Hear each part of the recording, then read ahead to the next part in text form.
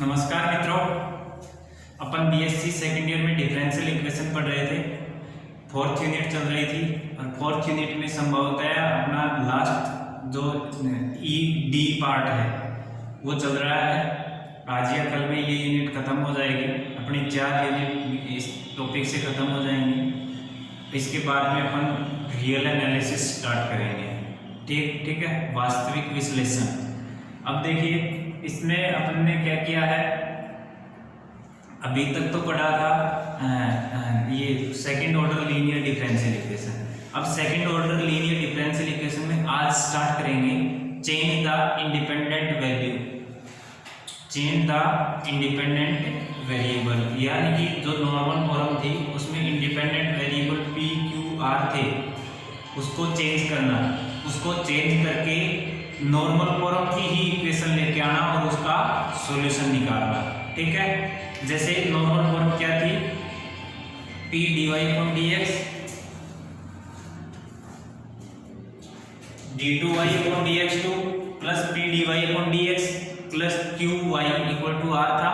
उसको कन्वर्ट करना है p1 d2y upon dx2 plus p1 dy upon dx plus q1y equal to r1। ये इस टाइप से था।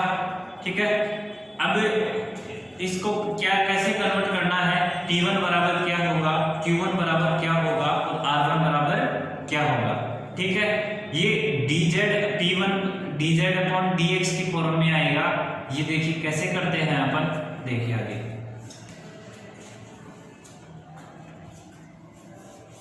अपन पढ़ रहे हैं डिफरेंशियल इक्वेशन।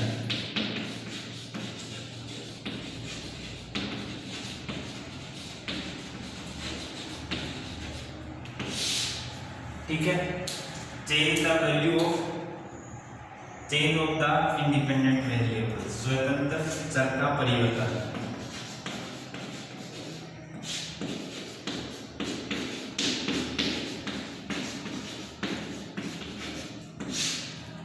चेंज द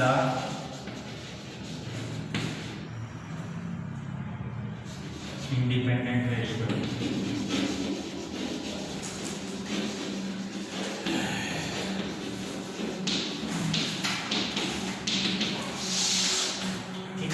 जैसे अपने क्वेश्चन क्या दिया मिलेगा, d2y upon dx2 plus p dy upon dx plus qy equal to r। ठीक है, d2y upon dx2 plus p dy upon dx plus qy बराबर r। ये क्वेश्चन मिलेगा। इसको दूसरे वेरिएबल में कन्वर्ट करना। अब देखो d2y, इसको कन्वर्ट करेंगे d2y upon dz2 plus p1 dy upon dz plus q1 y equal to r1। ठीक है, जहां मैं लिख देता हूं p1 बराबर d2z upon dx2 plus p dz upon dx upon में dz अपॉन dx का होल स्क्वायर और q1 बराबर होता है q अपॉन में dz अपॉन dx का होल स्क्वायर और r बराबर होता है r1 बराबर r अपॉन में dz अपॉन dx का होल स्क्वायर। ठीक है, अब देखो ये इतना होता है। इसके बाद में दो मेथड निकल के आते हैं यहाँ से। या तो p1 बराबर 0 रख दो, केस फर्स्ट में p1 बराबर 0 रख दो। p1 बराबर 0 रखेंगे तो यहाँ से z का मान आ जाएगा और q1 का मान आ जाएगा और r1 का मान आ जाएगा। ठीक है, देखो p1 बराबर अगर हम यहाँ से 0 पुट करेंगे, ये p1 हो गया। p1 के बराबर 0 रखेंगे तो नीचे वाला सीधा 0 में मल्टीप्लाई होगा। ठीक है, d2z upon dx square plus p dz upon dx इसके बराबर 0 और यहाँ से ये 0 होगा होते ही dz अपॉन dx को w x y कुछ भी मान के लीनियर डिफरेंशियल इक्वेशन में कन्वर्ट कर लेंगे या ये वेरिएबल सेपरेशन मेथड से सॉल्व कर लेंगे। तो वहां से z की वैल्यू आ जाएगी और z की वैल्यू आते ही Q1 की आ जाएगी, Q1 बराबर Q upon dz upon dx का स्क्वायर, z अपने पास ये आ जाएगा और इसका डेरिवेटिव करेंगे dz अपॉन dx और नीचे होल स्क्वायर कर देंगे उसका। ठीक है, P1 बराबर आ गया, Q1 बराबर आ गया, R1 बराबर निकालेंगे R upon dz upon dx का होल स्क्वायर। ठीक है, P1 Q1 R1 का मान इस समीकरण में पुट करेंगे, इसको 1 नंबर मान लेंगे तो इसमें पुट करेंगे, सॉरी नीचे वाली में z की फॉर्म में है उसमें कन्वर्ट करेंगे, वहां से अपने को y की वैल्यू आ जाएगी x की टर्म में। ठीक है, अब उस x को y का मान आ जाएगा x की z की टर्म में और उस z को वापस से फिर x में कन्वर्ट करेंगे। ठीक है, तो देखिए एक क्वेश्चन अपन कर लेते हैं। पहले ये केस फर्स्ट था, अब केस सेकंड आता है। केस सेकंड में आता है Q1 बराबर मान लें कुछ कांस्टेंट, Q1 बराबर कांस्टेंट अपनी सुविधा के अनुसार मानना है। ठीक है, Q1 बराबर कांस्टेंट मानेंगे, कांस्टेंट मानते ही Q upon dz upon dx का स्क्वायर बराबर कांस्टेंट, Q बराबर dz अपॉन dx का स्क्वायर इनटू में कांस्टेंट, तो यहां से z का मान आ जाएगा, तो z बराबर आ जाएगा और z का मान निकालते ही P1 का मान दिया जाएगा और R1 का मान दिया जाएगा। ठीक है, P1 Q1 R1 का मान समीकरण 1 में रखेंगे और उसको सॉल्व कर देंगे। ठीक है, इतना काम करना है। अब एक क्वेश्चन अपन करके देख लेते हैं, उसके बाद में नेक्स्ट एग्जांपल एक और देखेंगे फिर। तो देखिए मिटा लेता हूं मैं इनको।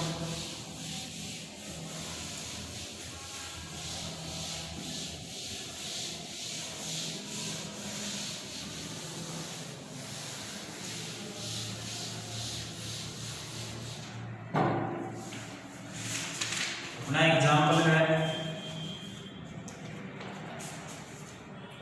एग्जांपल नंबर फर्स्ट कह रहा है खाली कीजिए। तो क्या हल करवाना है, cos x d2y upon dx2 plus sin x dy upon dx minus का 2y cos क्यूब x बराबर 2 cos की पावर 5x। दिए समीकरण को अब देखो d2y अपॉन dx2 के साथ में cos x गुणा में है, तो ये मानक रूप में नहीं है, तो इसको मानक रूप में कन्वर्ट करेंगे। दिए समीकरण को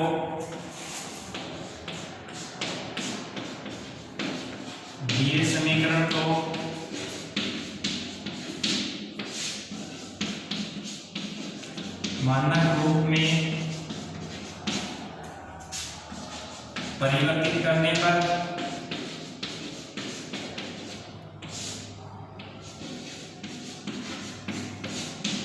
मानक रूप में कैसे परिवर्तित करेंगे, जो d2y अपॉन dx2 के साथ में गुणा है उसका भाग दे देंगे, तो d2y अपॉन dx2 के साथ में cos x है, cos x का भाग देने पर ब्रैकेट में लिख दो, cos x का भाग देने पर, ठीक है, cos x का भाग देंगे तो इधर से d2y upon dx2 plus sin x upon cos x, sin x upon cos x tan x, तो प्लस का tan x dy upon dx minus का 2y cos q upon cos, तो cos स्क्वायर x, तो 2y cos square x बराबर 2 cos 5 है तो 4 हो जाएगा, तो 2 cos 4x। ठीक है, यहाँ p बराबर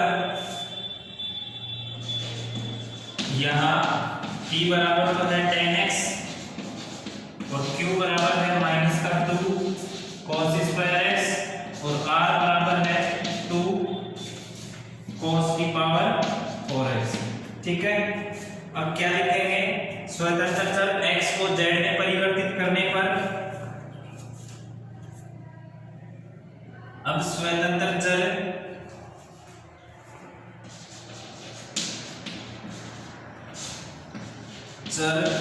x को z में परिवर्तित करने पर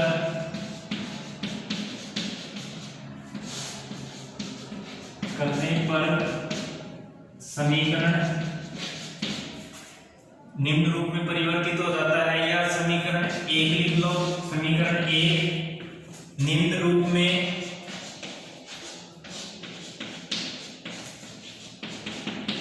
परिवर्तित हो जाता है।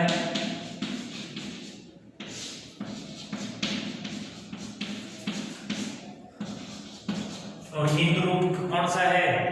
d2z d2y upon dz2 plus p1 d2y upon dz2 plus p1 dy upon dz plus q1 y और बराबर r1।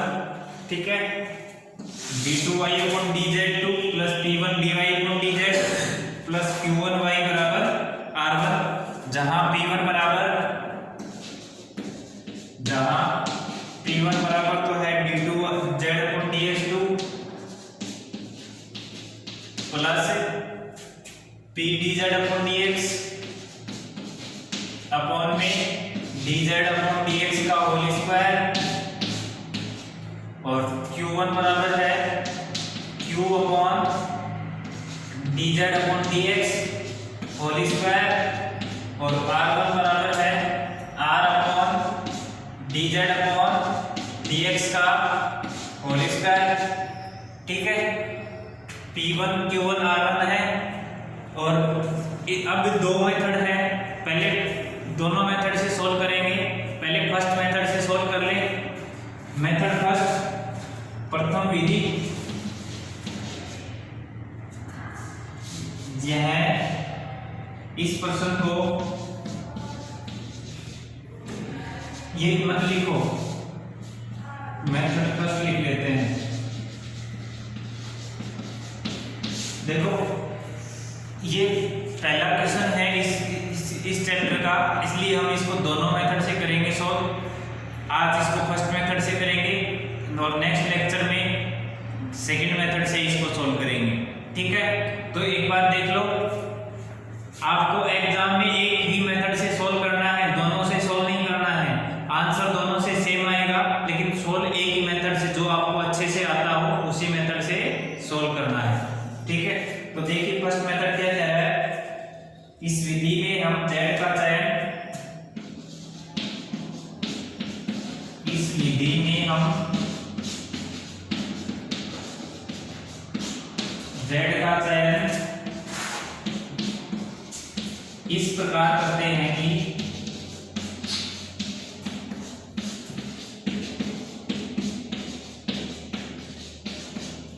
p1 बराबर 0 हो जाएगा,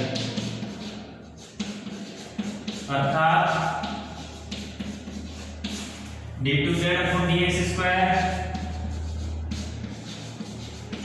plus p dz upon dx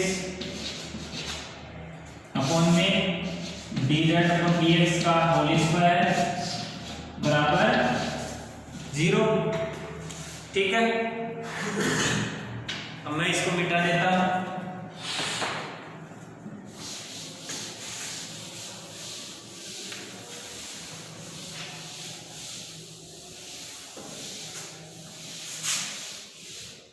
अब देखो P1 का इस प्रकार चयन करते हैं कि ये पूरा 0 हो जाए। ये 0 होगा तो d2z upon dx square plus p dz upon dx upon dz upon dx का होल स्क्वायर बराबर 0। अब देखो ये नीचे वाला है, ये राइट साइड में जाएगा तो ये 0 पूरा, तो d2z upon dx square plus p का मान रख देते हैं। p का मान था अपने पास tan x इनटू में dz अपॉन dx और बराबर होगा 0, क्योंकि नीचे वाला है ये पूरा 0 चला जाएगा, और इधर से d2z अपॉन dx स्क्वायर बराबर plus p tan x dz upon dx बराबर 0। अब इसका सॉल्यूशन तो अपन जानते हैं, इसका 2 बार समाकलन कर दो। यह समाकलन करने पर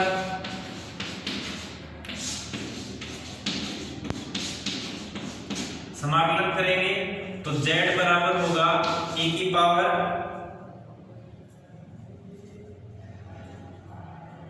माइनस का इंटीग्रेशन tan x इंटू में dx और ये पूरे का dx, ठीक है। z बराबर और z बराबर e की पावर माइनस का tan x का log sec x dx और log sec x को इस e माइनस आगे जाएगा तो इसको क्या लिख सकते हैं, e की power log cos x into में dx और e की पावर log कैंसिल हो जाता है तो इंटीग्रेशन cos x इंटू में dx और cos x का इंटीग्रेशन क्या होता है, sin x। तो z बराबर क्या होगा, sin x, z बराबर sin x आ गया। dz अपॉन dx बराबर क्या होगा, dz अपॉन dx बराबर sin x का डेरिवेटिव cos x, ठीक है। तो यहां से q1 बराबर क्या आएगा, q अपॉन में q1 बराबर q अपॉन में dz अपॉन dx का स्क्वायर और q क्या था, q तो अपना आया था 2 cos स्क्वायर x माइनस का 2 cos स्क्वायर x अपॉन में dz अपॉन dx क्या है, cos x। तो cos स्क्वायर x बराबर क्या आया, माइनस का 2, r बराबर क्या था, r1 बराबर r अपॉन में dz अपॉन dx का होल स्क्वायर, तो बराबर r1 बराबर r upon dz upon dx का स्क्वायर और r बराबर क्या था 2 cos square x 2 cos 4x, तो 2 cos की पावर 4x अपॉन में cos स्क्वायर x, क्योंकि dz अपॉन dx का मान cos x और cos x का होल स्क्वायर cos x, तो 2 cos स्क्वायर x हो जाएगा। अब p1 q1 r1 का मान समीकरण 1 में रखने पर वो x वेरिएबल z में चेंज करने पर जो समीकरण आई थी मानक रूप में थी वो उसमें रखेंगे। तो p1 q1 r1 का मान समीकरण 1 में रखने पर समीकरण 1 d2y upon dz2 plus p1 dy upon dz plus q1 y बराबर r1 होगी। p1 q1 r1 का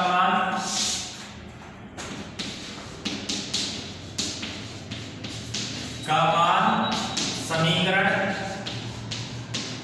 1 में रखने पर समीकरण 1 में रखेंगे d2y upon dz2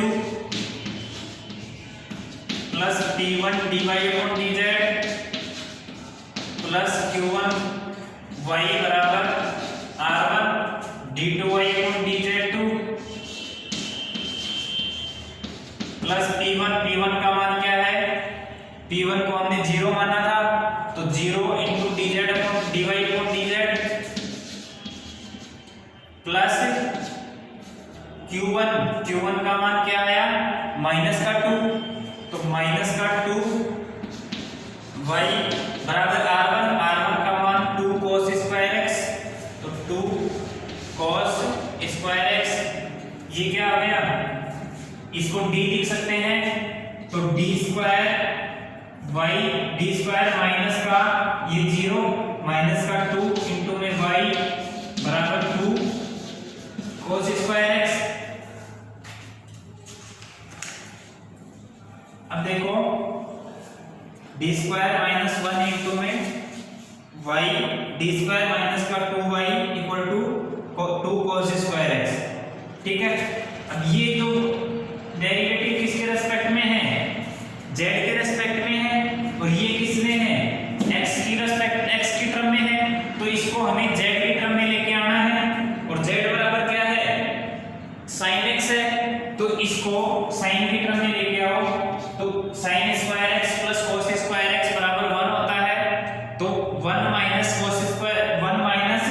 sin square x बराबर cos स्क्वायर x, तो 2 इंटू में 1 माइनस sin स्क्वायर x, ठीक है। तो d स्क्वायर माइनस का 2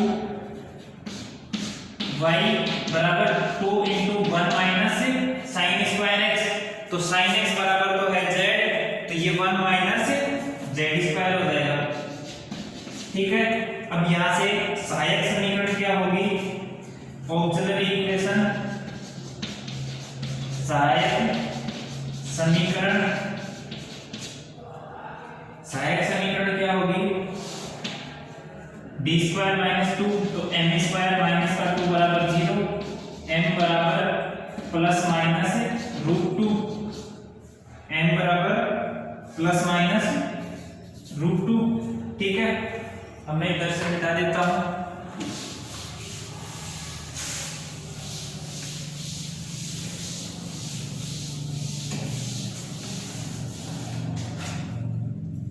तो CF क्या आएगा, कॉम्प्लीमेंट्री फंक्शन C1 e की power root 2z plus C2 e की पावर माइनस का रूट 2z।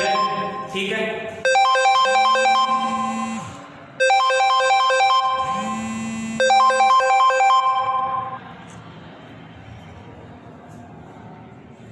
अब देखो z का मान क्या था, sin x, तो z का मान रखने पर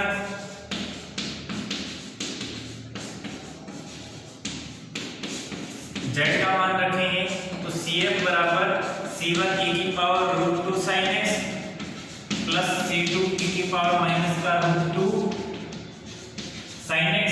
ठीक है, अब Pi बराबर क्या होगा, पर्टिकुलर इंटीग्रेशन 1 अपॉन FD क्या है, d स्क्वायर माइनस का 2 और 2 into 1 minus Z square.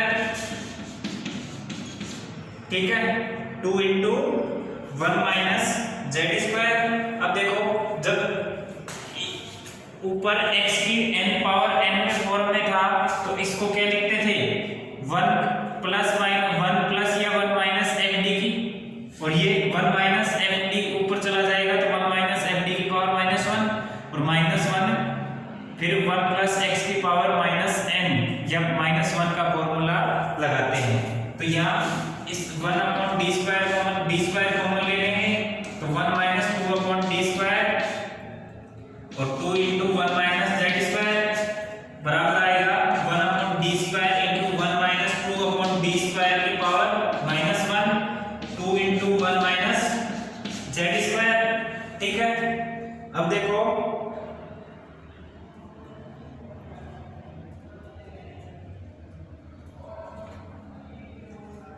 Integration ऐसे मत करो, डेरिवेटिव की टर्म में माइनस 2 कॉमन लो, यहाँ से माइनस 2 कॉमन लोगे तो यहाँ तो आ जाएगा 1 और यहाँ minus D square by 2।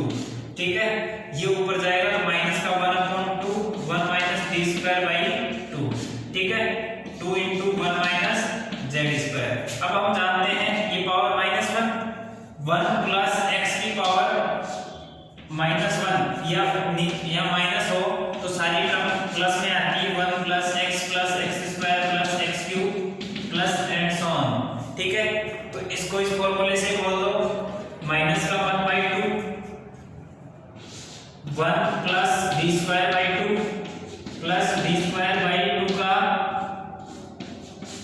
Whole square and so on, 2 into 1 minus Z square.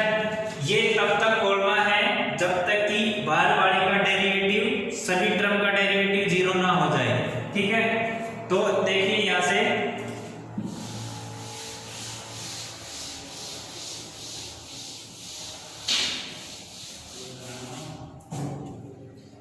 देखो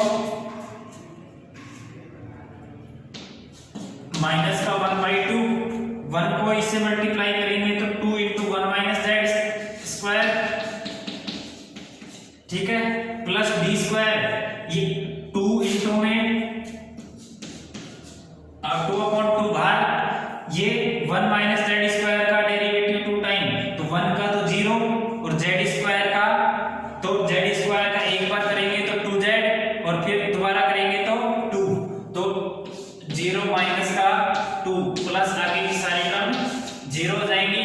तो ये देखो ये 2 से 2 इधर कैंसिल, तो माइनस का 1 by 2 into 1 minus Z square, Z का मान रख दो साइन एक्स, तो 1 minus sine square x plus ये माइनस, ये 2 से 2 कैंसिल, तो माइनस का 1/2 इंटू माइनस का 2, तो बराबर माइनस का 1/2 into 1 minus sine square x, और माइनस माइनस से प्लस 1। ठीक है, ये पी हो गया, और y बराबर होगा CF प्लस PI।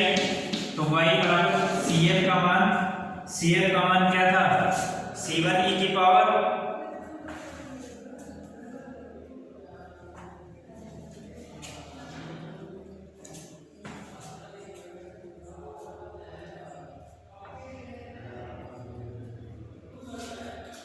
ये देखना है यहाँ से माइनस का 2 माइनस का 1/2।